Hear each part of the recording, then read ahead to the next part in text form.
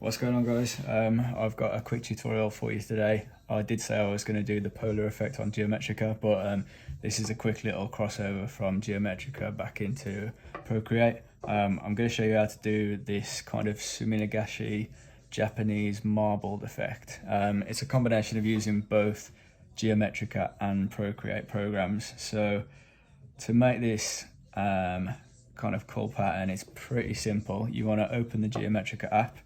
I've got an A4 page here, and then you want to get the repeat effect. You want to enable that, and then you want to make sure the orientation is vertical. The segment size here, you can make it bigger or smaller if you want to. I'm going to go around, say, about 100. I'm also going to turn the mirror function off for the time being. The next thing I want to do is get the ruler tool and get the straight line tool. I want that on so it is going across horizontally. The next thing that we're going to do is get just your normal pen tool. The thickness, let's try it on about 35, see how that looks. And then all you're going to do is just draw a line across the page. So that's basically the basics of your Suminagashi marbled effect. Let's just thicken these. Whoops. Get the pen tool, thicken these up a little bit. Okay, cool. So then over here, I think you can go edit and copy. So you press edit and copy, and then you want to come back into Procreate. We'll just open a new document here, A4 document, and then 3-finger drag down and paste. There you go, you've got the basics of your lines now. At the moment, I like to keep it smaller on the page. I don't want to zoom in so it's right to the edges. So what you want to do, you want to come up to the adjustments tool here, and then down at the bottom, second from the bottom, is Liquify. So you want to press that, and then you get a bunch of different options at the bottom. The first one, it's push, so you can change the size of the brush. So I'll get it around 75 or something, and then you can kind of watch what happens. You just push the pattern in a kind of cool little humped way, I guess it looks. The pressure, if you take it down, it's only a little bit. Push it up, it moves it a lot more, it distorts it a lot more. You've got this option here as well, the distort button. If you move this up to the top, it kind of gives it a bit of a rippled effect, which does look pretty cool. So if you push it and then shake it a bit, you can see it kind of ripples all the lines so that it doesn't keep that uniform effect all the way through.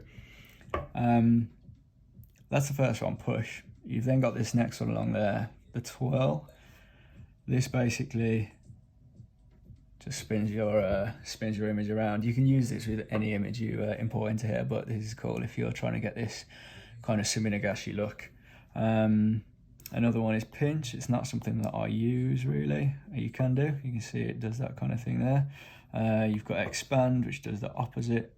It just blows it out a little bit. Take the distortion down, and it just blows it out normally without distorting it. So just 2-finger erase in the past. Yeah, so if we just use the push tool, that's my favorite one. Distortion, I'm going to keep it down to 0 for the time being, and then you can kind of just push your pattern around a little bit, push the lines around. You've got this momentum tool down here as well. Sorry, I'll go into that a little bit. The momentum, if you have that on 0 and you push your lines up, when you take your pen off the page, it stops. But if you put your momentum up, you can kind of push the image around a bit like a kind of watery ripple effect. So yeah, I'm going to keep the momentum on about 50%, distortion down to 0, pressure I usually have it on about 75, and then you can start to push your lines in a kind of bit of a cool shape. I mean, I usually have a picture of the body part where this is going, so I like to try and follow the muscle structure, because it always looks a little bit better and it complements the body if you try and follow the muscle structure a little bit. Let's go on to 12, right? you can move the brush whilst you're twirling it as well. As you can see, that looks pretty cool now. You could use this center section as part of your